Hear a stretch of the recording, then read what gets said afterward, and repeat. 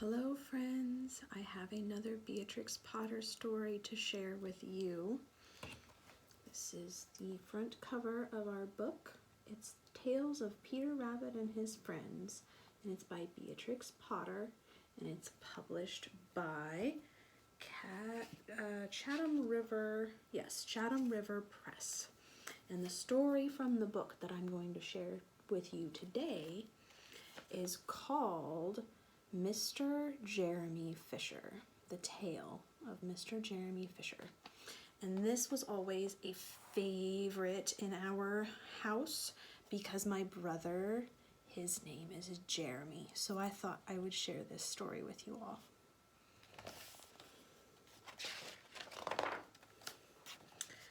Once upon a time, there was a frog called Jeremy Fisher.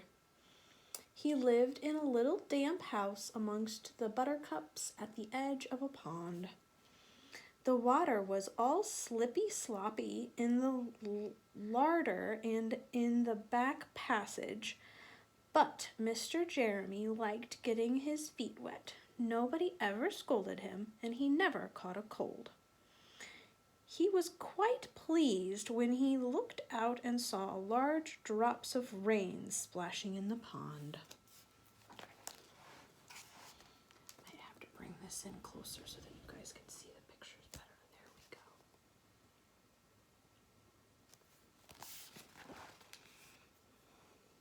go. I will get some worms and go fishing and catch a dish of minnows for my dinner, said Mr. Jeremy Fisher. If I catch more than 5 fish, I will invite my friends Mr. Alderman Tomley Tortoise and Sir Isaac Newton. The alderman, however, eats salad.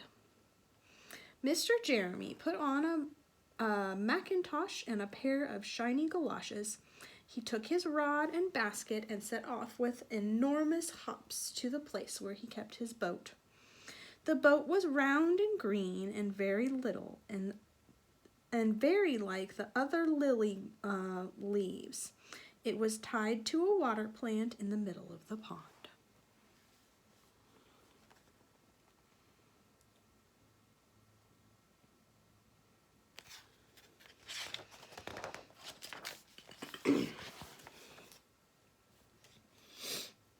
Mr. Jeremy took a reed pole and pushed the boat into the open water.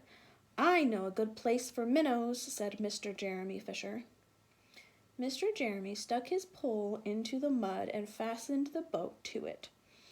Then he settled himself cross-legged and arranged his fishing tackle. He had the dearest little red float. His rod was a tough stalk of grass. His line was a fine long white horsehair, and he tied a little wriggling worm at the end. The rain trickled down his back, and for nearly an hour he stared at the float. This is getting tiresome. I think I should like some lunch, said Mr. Jeremy Fisher.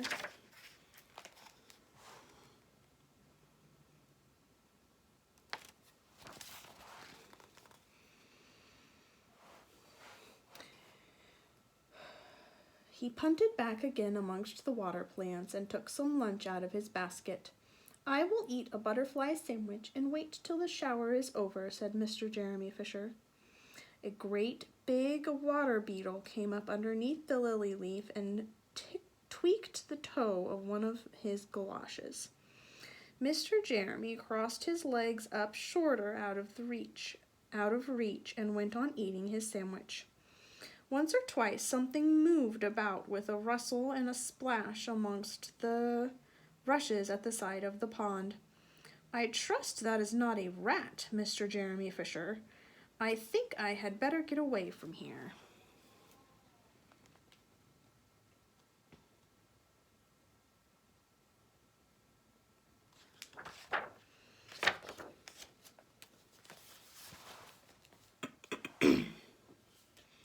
Mr. Jeremy showed the boat shoved the boat out again a little way and dropped in the bait. There was a bite among almost directly. The float gave a tremendous bobbit. "A minnow! A minnow! I have him by the nose!" cried Mr. Jeremy Fisher, jerking up his rod.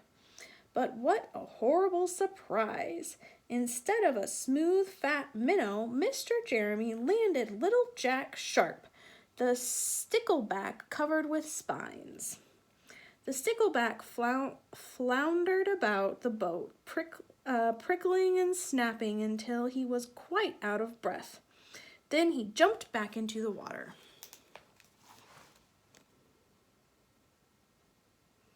That fish is almost as big as Mr. Jeremy Fisher, isn't it? I don't think that's the what he was trying to catch, do you?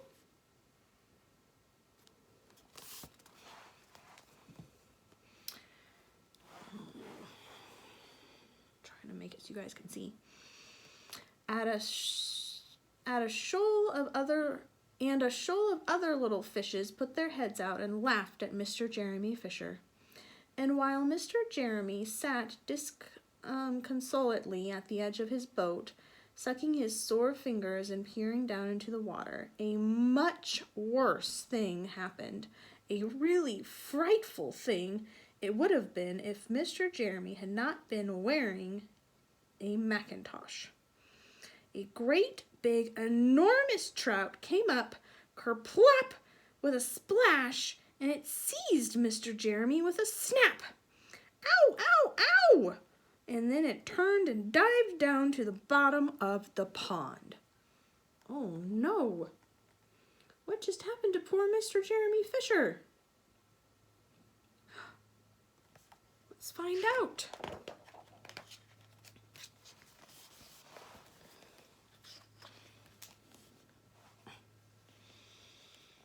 But the trout was so displeased with the taste of the mackintosh that in less than half a minute it spat him out again, and the only thing it swallowed was Mr. Jeremy's galoshes.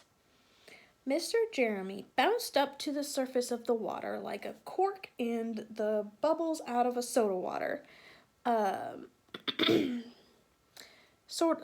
water bottle, and he swam with all of his might to the edge of the pond. He scrambled out on the first bank he came to, and he hopped home across the meadow with his mackintosh all in tatters.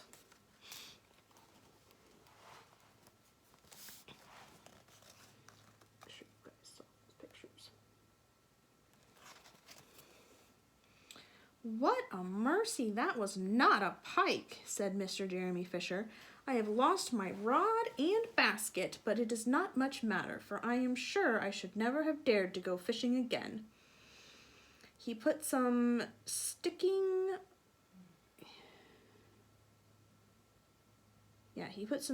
plaster on his fingers, and his friends both came to dinner. He could not offer them fish, but he had something else in his larder. Sir Isaac Newton wore his black and gold waistcoat.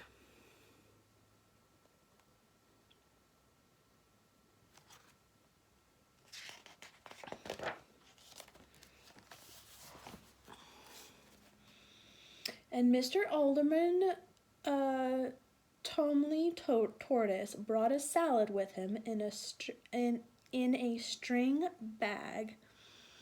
And instead of a nice dish of minnows, they had a roasted grasshopper with ladybird sauce, which frogs consider a beautiful treat. But I think it must have been nasty. The end. Not everybody likes the same things as frogs. That is the end of the tale of Mr. Jeremy Fisher. Kind of had a hard time with his fishing trip there, didn't he? Almost got eaten by a fish himself, poor Jeremy Fisher. It's a good thing he got out of that, huh? I hope you enjoyed this story. Have a wonderful day, friends.